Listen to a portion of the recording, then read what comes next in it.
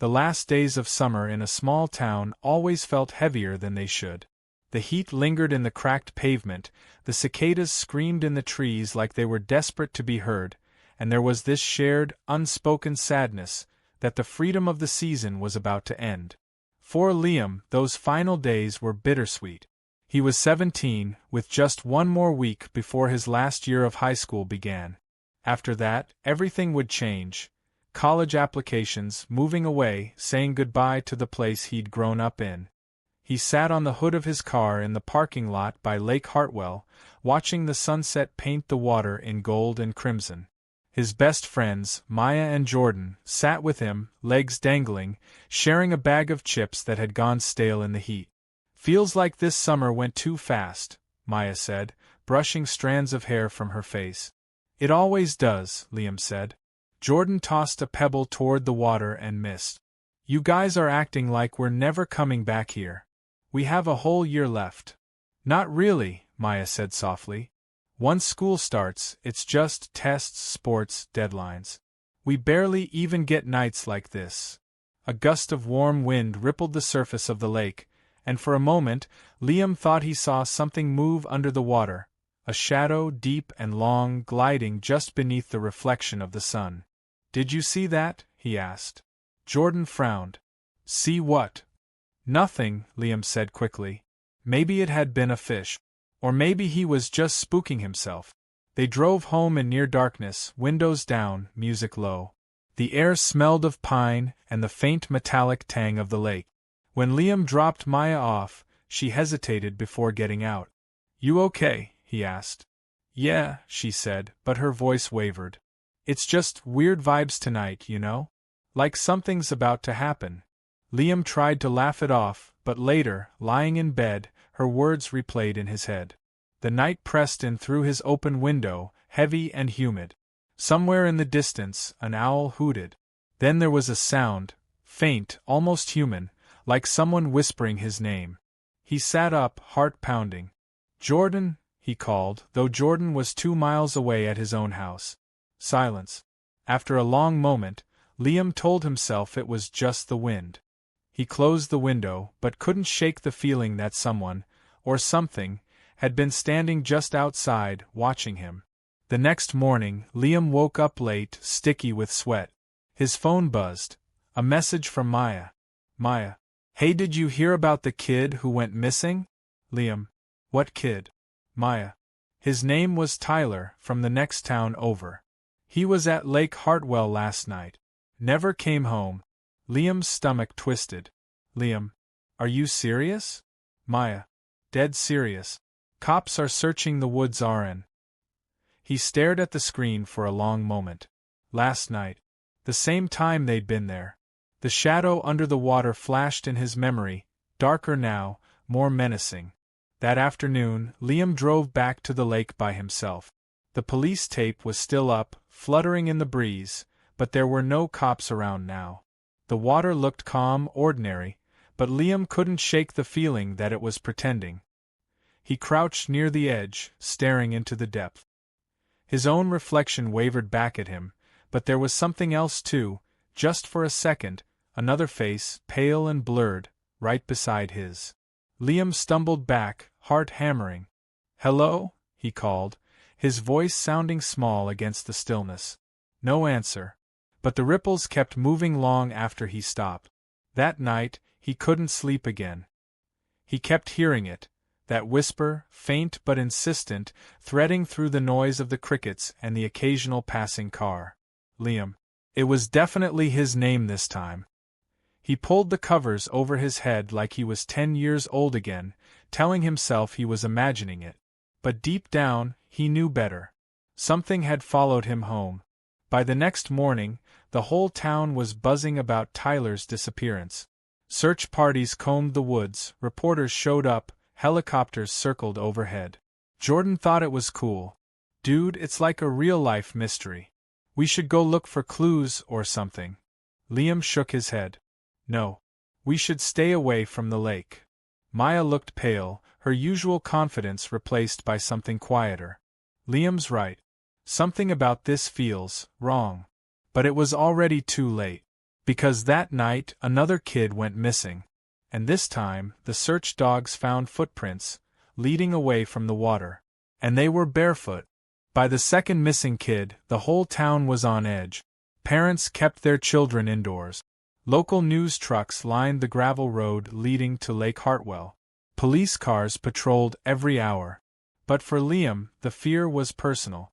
Every night since the first disappearance, the whisper came back, sometimes faint, sometimes so close he swore it was right outside his window.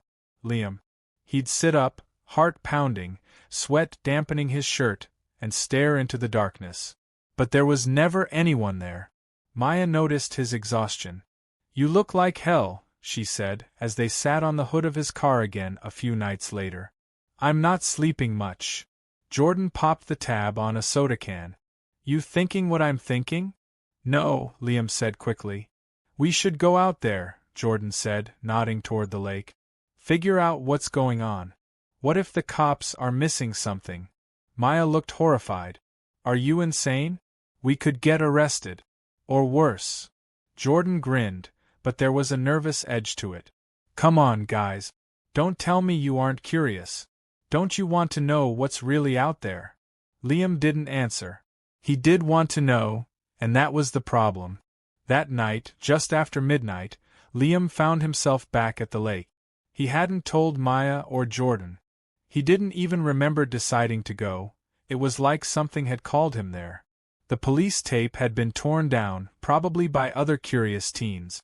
The air was still, heavy, almost suffocating. The water reflected the moon like glass. Liam stepped closer, his shoes crunching on the gravel. Then he heard it. Footstep. Not behind him, out there, on the water. He froze.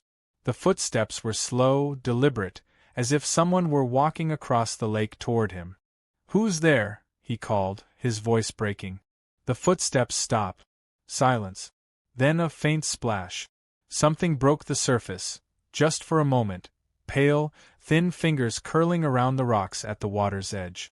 Liam staggered backward, nearly tripping. When he looked again, the fingers were gone.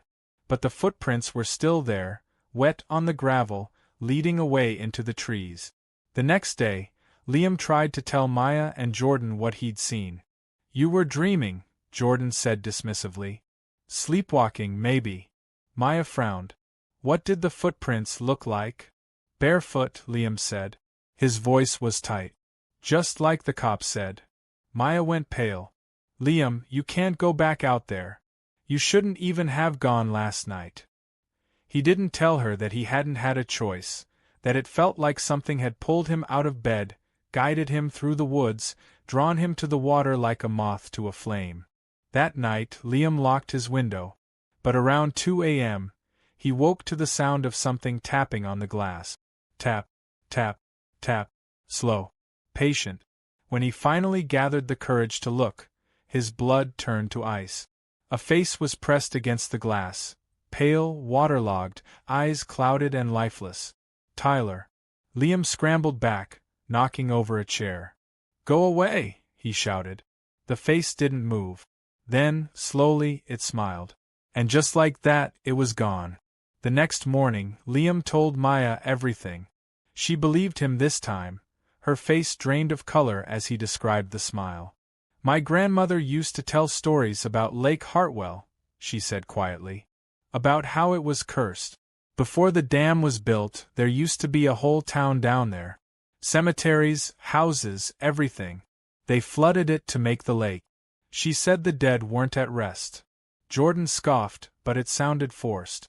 "You're saying zombies are coming out of the lake now?" "Not zombies," Maya snapped. "Something worse." Liam looked from one friend to the other. "It's not just the lake. It's here. It followed me home." Maya bit her lip. "Then we have to do something before it takes anyone else." That night, the three of them went together. They parked a mile from the lake and walked through the woods, flashlights cutting narrow cones through the darkness. Every sound made Liam jump. The crunch of leaves, the chirp of crickets, the rustle of wind through the branches. When they reached the water, it was still and perfect, reflecting the moon. "Now what?" Jordan whispered. Before Liam could answer, the water rippled. Then something broke the surface. Not a person, not an animal.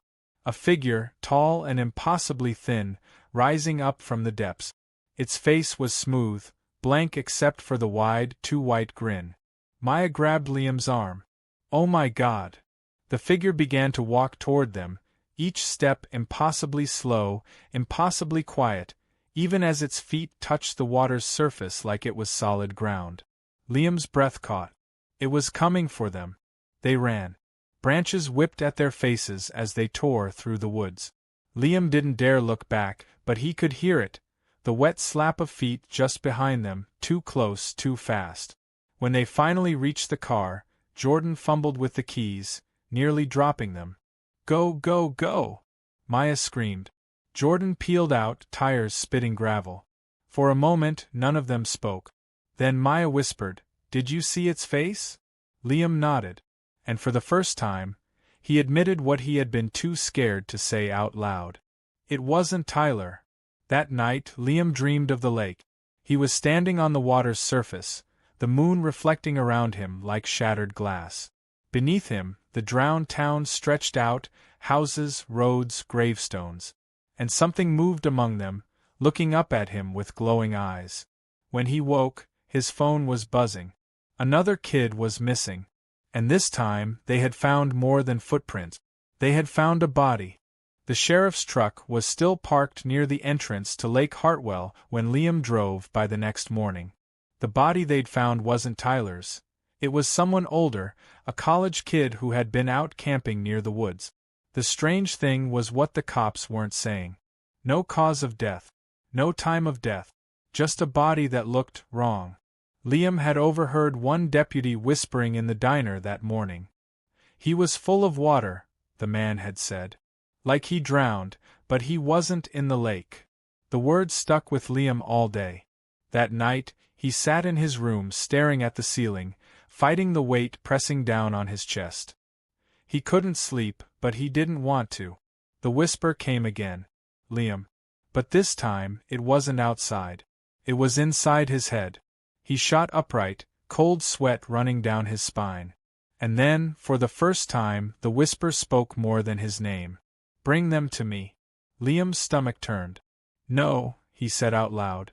But the voice was patient, calm, like a teacher speaking to a child. Bring them. Or I'll come take them. He called Maya. She answered on the first ring. I can't sleep either, she said. I keep dreaming about the water. It talked to me, Liam said, his voice barely above a whisper. There was silence on the other end.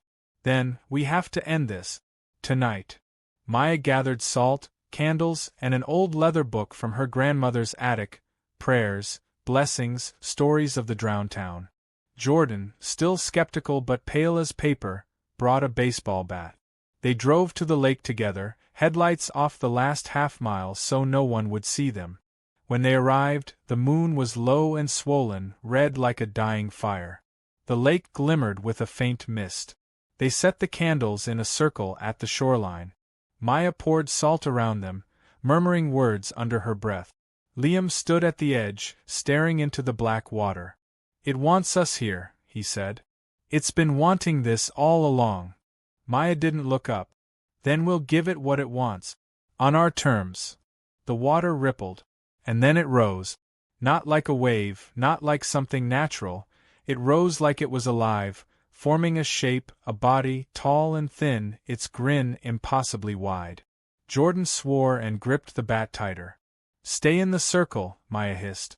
The figure stepped closer, not breaking the surface of the lake. Its eyes were dark pits, and its grin stretched wider as it looked at each of them in turn. You brought them. The voice wasn't in their ears. It was in their heads. Maya swallowed hard. We're not afraid of you. The grin twitched. You should be. The candles flickered wildly, nearly going out. The air grew colder, wet with the smell of algae and earth. Liam felt it pulling at him, dragging at his mind. Images flashed before his eyes, the drowned town, the graveyard at the bottom of the lake, the bodies floating just out of sight. And then Tyler. He was there, staring at Liam with milky eyes, lips moving soundlessly. "What do you want from us?" Liam shouted. The figure's head tilted, bird-like. "The living don't belong here. The summer ends and you end with it." Liam's knees buckled. He understood now, every year, it took someone, maybe more, to keep the lake quiet, to keep the dead from spilling over into the world above. It had chosen him next. "No," he whispered. "You're not taking me." The figure stepped closer, and the mist thickened until the world outside the circle vanished. Maya's voice rose, chanting louder now, words from the leather book. The figure hissed, and the water surged higher, almost to their knees. Jordan swung the bat through empty air. "Do something." Liam's mind was a storm: fear, anger, defiance. The whisper clawed at his skull. "Bring them to me." "No!" Liam shouted, stepping out of the circle before either friend could stop him. The figure loomed over him, grinning. "You want me? Take me." The water surged upward, wrapping around Liam's legs like hands, pulling him toward the lake. Maya screamed, but kept chanting. Jordan grabbed Liam's arm and tried to pull him back, but the water was too strong. Then Liam remembered what Maya had said, that the dead weren't at rest. He reached down, plunging his hands into the freezing water, and shouted over the roar. "Then take me to them." The world went silent, and then, the water swallowed him whole. He was under the lake, but he wasn't drowning. He stood on the main street of the drowned town, surrounded by houses warped with algae and time. Pale shapes floated just above the ground, their faces blurred but watching him. And Tyler was there. "You don't belong here," Tyler said, though his mouth didn't move. "Then stop taking people," Liam said. "Stop haunting us." The shapes shifted, restless. "You built this over our graves," Tyler said. "And every summer you forget. So we remind you." Liam's heart pounded. "Then remember me." The shapes paused. And then, one by one, they sank into the ground, leaving only the water, dark and still. When Liam opened his eyes, he was on the shore again, coughing up lake water. Maya and Jordan were kneeling over him, sobbing. "It's gone," Maya whispered. "The mist is gone." But Liam didn't answer. Because he could still feel it, deep down, far below. And it could still feel him. The next morning, the town was quiet. Too quiet. No reporters, no police sirens, no search parties. It was as if the panic of the past week had simply stopped. Liam sat on his porch, wrapped in a blanket, staring out at the road. He hadn't slept. He wasn't sure he could anymore. Every time he closed his eyes, he was back under the lake, standing in the drowned town, staring at those pale faces. Jordan came by first, his usual bravado gone. "You scared the hell out of us last night," he said. "You think I wasn't scared?" Liam replied, but his voice was flat. Jordan sat on the porch step. "What happened down there?" Liam hesitated. He could tell the truth, about the drowned town, about the bargain he'd made. But the words stuck in his throat. Instead, he said, "I think it's over." Jordan nodded, relieved. But Maya wasn't convinced. She showed up that afternoon, carrying the leather book. "You don't just walk away from something like that," she said. "You saw them, didn't you? The dead."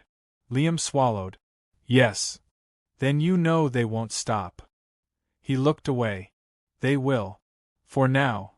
For a few days, things almost felt normal. The lake was quiet. No one else went missing. School started, and the familiar rhythm of classes and practice and homework crept back in. But Liam couldn't shake the feeling that he was being watched. Sometimes, when he passed by the lake on the way to school, he swore he saw something standing out on the water, a thin figure, grinning. And sometimes, late at night, he would wake to the sound of water dripping on his floor, even though there was no leak, no rain. One night, 2 weeks later, he dreamt of Tyler again. Only this time, Tyler was standing in Liam's own bedroom, dripping water onto the carpet. "You took our place," Tyler said. Liam's throat went dry. "What does that mean?" Tyler's grin widened. "It means summer never ends. Not for you. When Liam woke up, his bedsheets were wet. By October, Liam had stopped going to the lake, stopped answering Jordan's calls. He spent more and more time alone, staring at nothing. Maya tried to talk to him one last time. You can't just shut us out, she said. Whatever's happening to you, we can figure it out together. Liam finally met her gaze. You don't get it, he said quietly. I'm not one of you anymore. Then he turned and walked away, leaving her standing there in the fading autumn light. That night, a storm hit. The heaviest rain of the year. And sometime around midnight, Maya woke to a noise outside her window. She almost didn't look, she didn't want to, but something made her get up and pull back the curtain. Liam was standing in the yard, barefoot, drenched, staring up at her window. And smiling. She gasped and stepped back, heart hammering. When she looked again, he was gone. But in the grass below her window were wet, barefoot prints, leading away toward the woods. The next morning, the news broke. Another disappearance. This time it was Jordan. Maya drove to the lake in a panic, but there was nothing there. Just the water, calm and still, like it had never held anything darker than fish. She stood there for a long time, staring at the ripples. And for just a second she thought she saw Liam's reflection, standing right beside her, even though she was alone. When she blinked, he was gone. That night, Maya opened the leather book again, flipping through her grandmother's notes. She stopped at a page she hadn't read before. Those claimed by the lake may leave, but they never truly return. Their names are written in the water, and one by one, they will bring others home. Maya closed the book, her hands shaking. Somewhere in the distance, thunder rolled. And then, so faint she almost missed it, she heard it, a whisper, threading through the sound of the storm. Maya. Maya turned toward the lake. She couldn't see it from here, but she didn't need to. She knew it was waiting. And she knew, with a hollow certainty, that summer would never end, not until it claimed her too.